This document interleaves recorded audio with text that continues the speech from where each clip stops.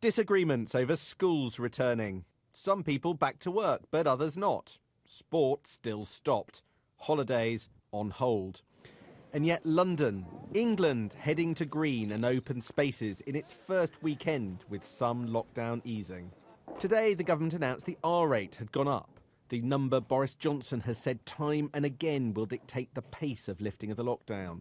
Not that the government medical advisers wanted to draw attention to it at the press conference. We want to keep this below 1. The R is the average number of additional people infected. So while it's a pandemic, an epidemic in this country will stay flat.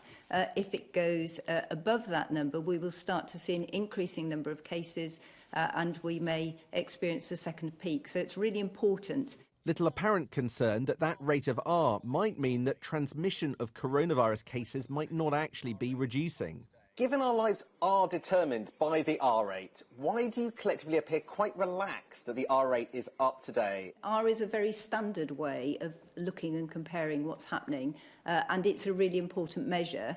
But the real outcome that we're looking for is a reduction in number of cases and getting rid of the epidemic in the UK. So that is our focus, not R. R is a representation of what is happening in that fight. This is a health question, but also a political one too, since the rate is rising just as Boris Johnson is letting out the English from lockdown this weekend. It does look strange that on the day that the R rate is published and is going up, you're about to head into a weekend where, in England at least, lots of people are going to go out on long journeys and enjoy the countryside. Are you absolutely confident that that's the right decision? Well, we set out the 5 tests in advance, and one of the tests is that R isn't above 1. But everybody can play their part in keeping R below 1 and pushing R down. And you can do that by following the social distancing rules.